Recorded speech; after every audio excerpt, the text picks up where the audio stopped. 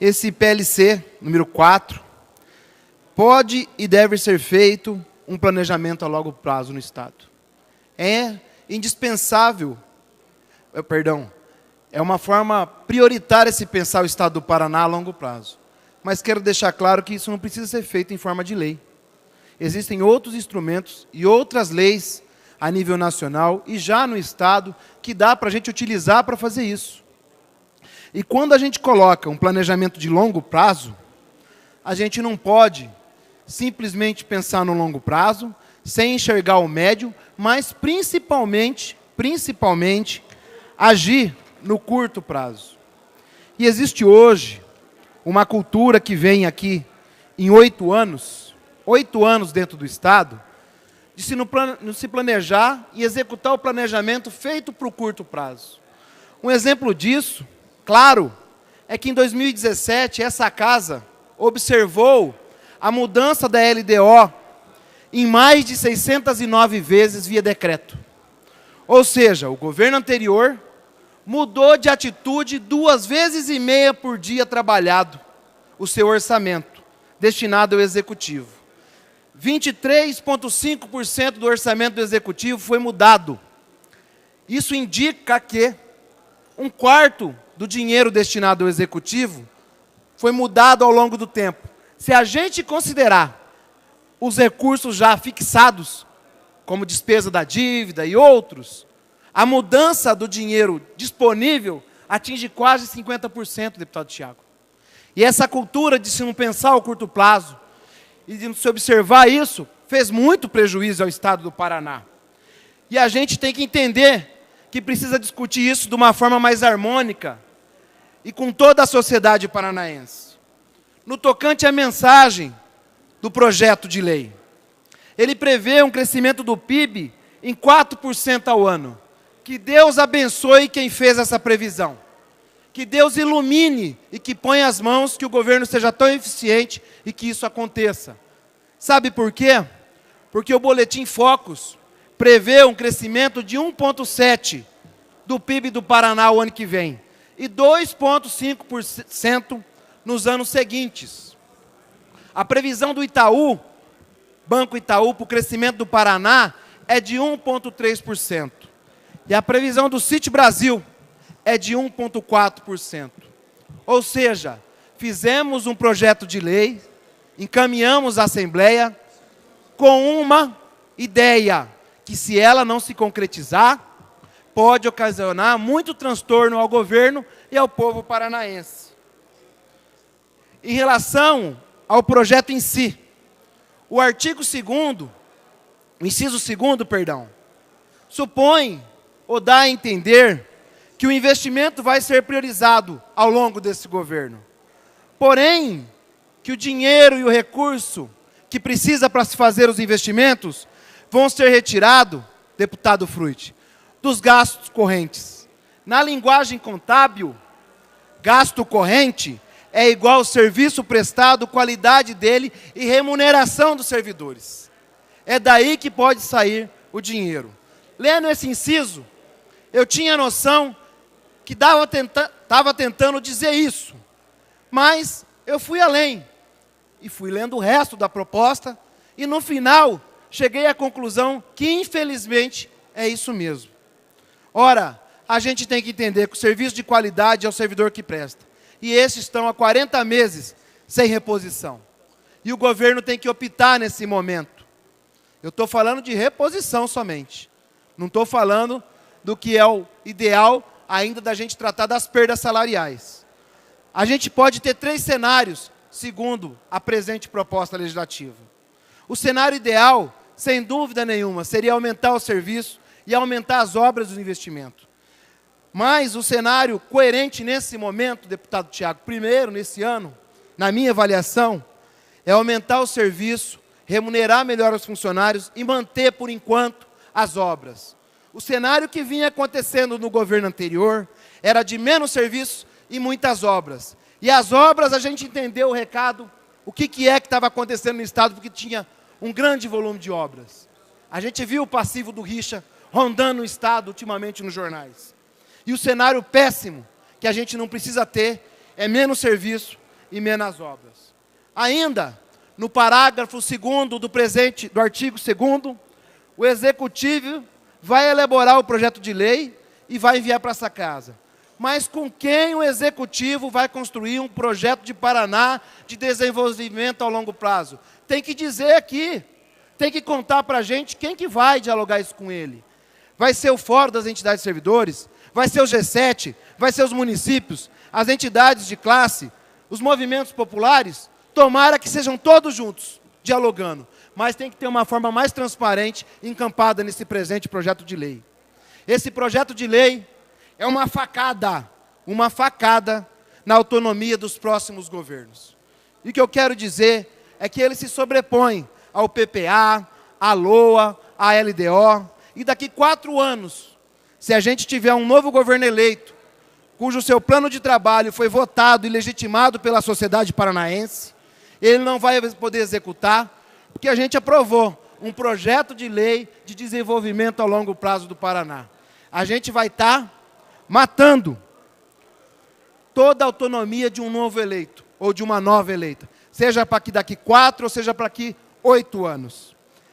Está parecendo que é um projeto de domínio a longo prazo, domínio da vontade popular se manifestar. E a gente não pode jamais matar essa autonomia de uma eleição.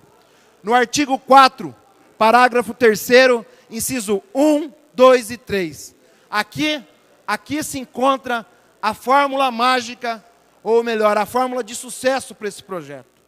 Fala que temos que ter equilíbrio de contas públicas. Ótimo, ótimo, ótimo. Ampliar a capacidade de investimento. Parabéns, muito parabéns para essa premissa. Moderação gradual da carga tributária. Só faltou contar uma coisa para a gente. Qual que é a fórmula para você equalizar os 3? Que em determinados pontos, eles são contraditórios um ao outro. Mas a gente tem que escrever isso. E aqui eu vou dar um exemplo. Se a gente tem uma despesa de 100 e uma receita de 100, eu tenho um equilíbrio de contas públicas. Verdade. Mas se aqui eu vou aumentar o investimento, eu vou passar desses 100 para ter um investimento de 10 a ter uma despesa de 110. E se ainda eu for reduzir a carga tributária, que hoje era 100 para 90, eu vou ter uma receita de 90. Ora bolas! Se eu tenho uma despesa que se aumentou de 100 para 110, e uma despesa que aumentou de 100 para 110, e uma receita que recuou de 100 para 90, eu tenho uma dívida de 20. Daí vem o artigo 5º da lei.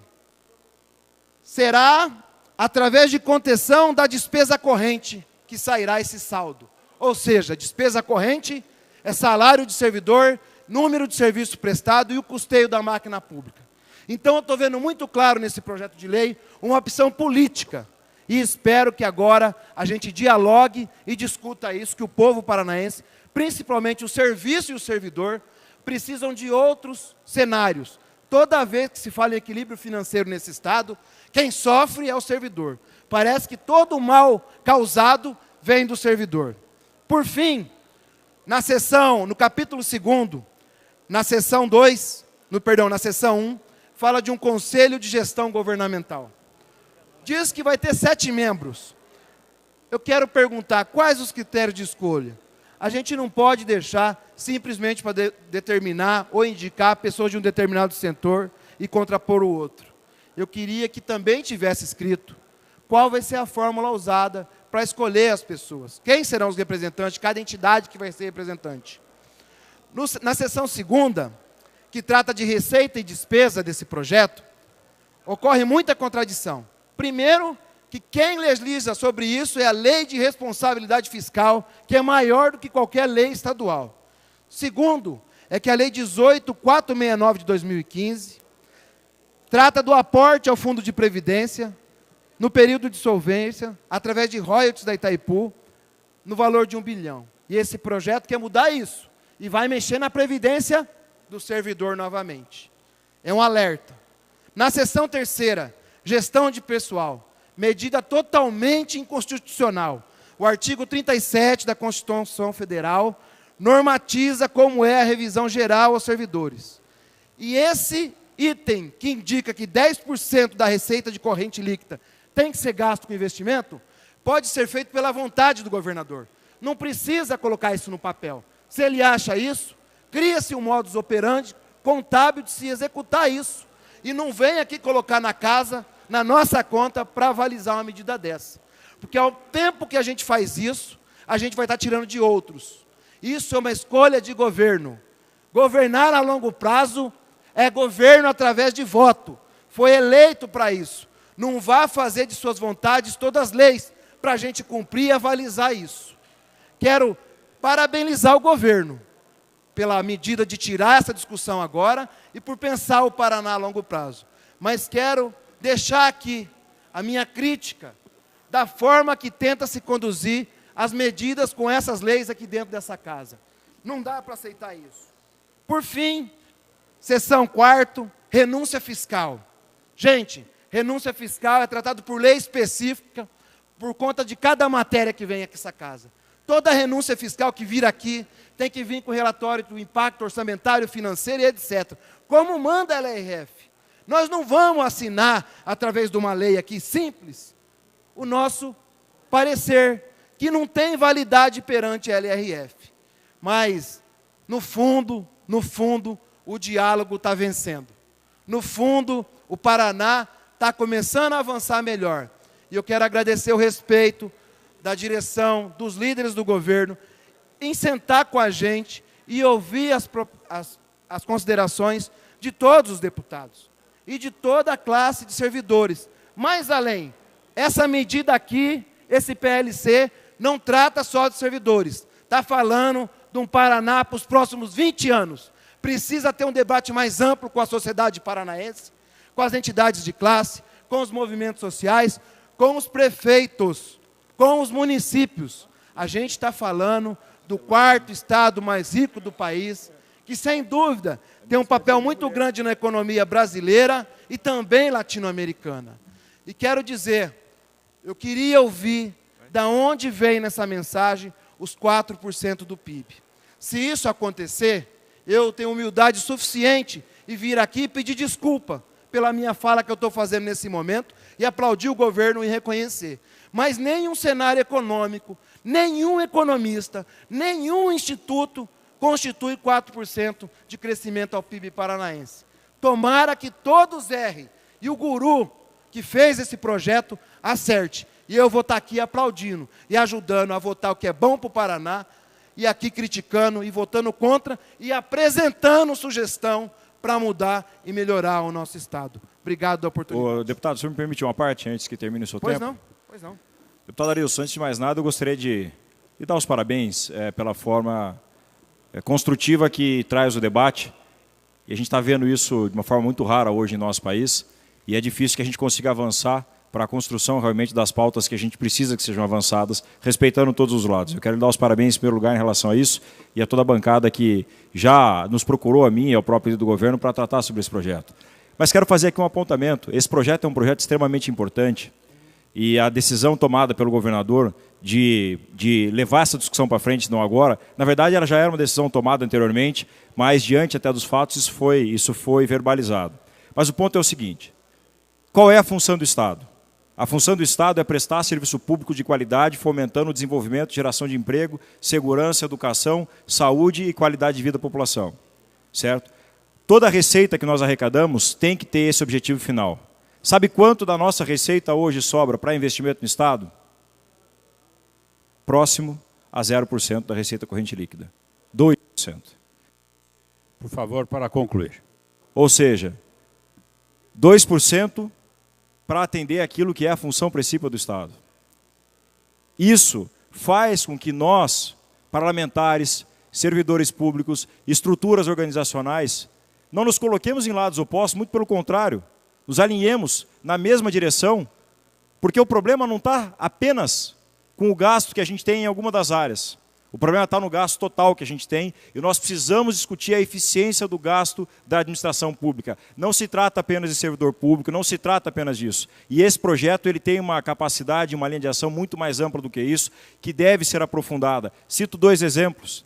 Benefício fiscal. Hoje, quem é que está avaliando o resultado de ganho para o paranaense dos benefícios fiscais dados?